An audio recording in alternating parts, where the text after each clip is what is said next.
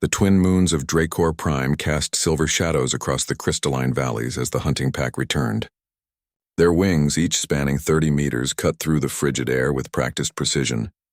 The dragons had been gone for 3 cycles, tracking the great sky whales that migrated through the upper atmosphere. It was necessary. Their hatchlings needed the nutrient-rich meat to develop their flame sacs properly. But as Matriarch Sareth descended toward the nesting grounds, her thermal vision detected something wrong.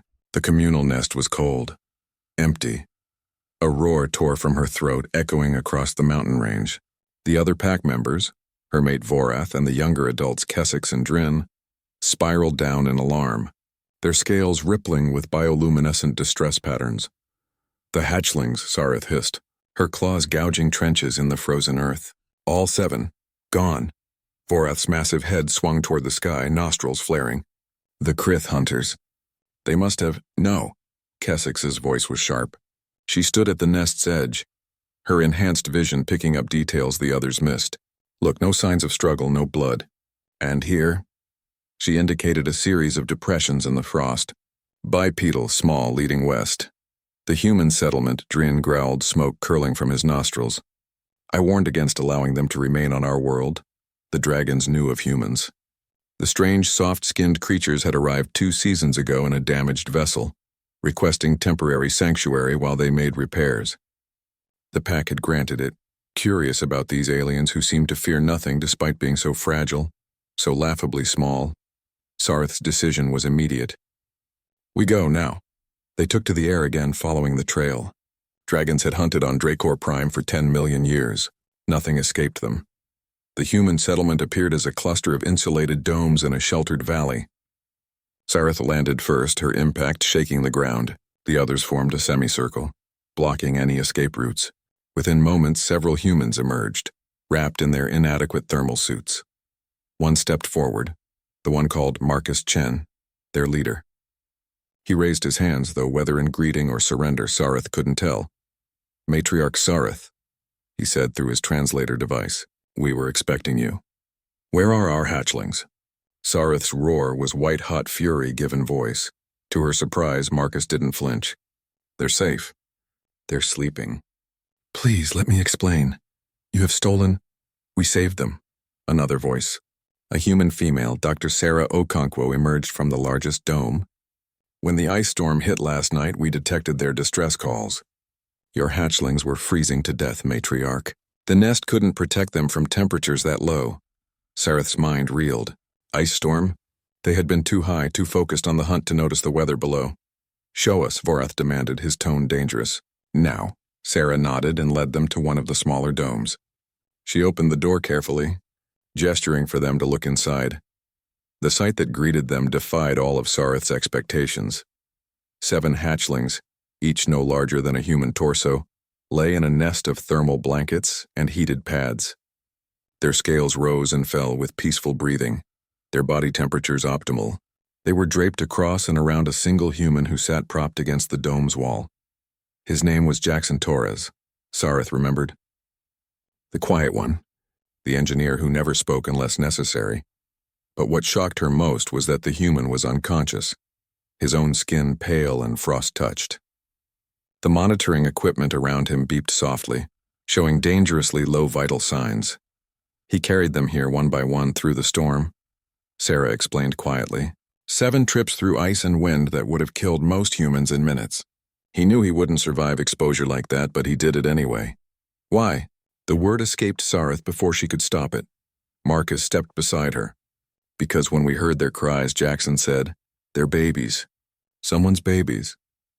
That was all the reason he needed. The dragons stood in silence watching their hatchlings sleep. One of them, little Kyrith, had curled around the human's arm. Another had tucked itself against his chest directly over his heart. The storm damaged our thermal systems, Sarah continued. We had enough heat for either our critical equipment or additional warmth. Jackson chose to use his own body heat to keep them stable while we made repairs. He's been here for 6 hours. Sareth felt something crack inside her chest. In dragon culture, hatchlings were sacred. To risk one's life for offspring was expected, for one's own offspring. But this human had risked everything for children not his own, of a species not his own, knowing full well the cost. "Can you save him?" Vorath asked, his voice strangely soft. "We're trying," Sarah said. "But our medical facilities are limited, and hypothermia in humans is—" "Move aside." Sareth entered the dome, careful not to crush anything with her massive form. She lowered her head toward the human, opening her mouth slightly, and breathed. Not fire. Dragons could control their flame with precision. She released only warmth, only heat, bathing the human in carefully regulated temperature. The other pack members understood immediately.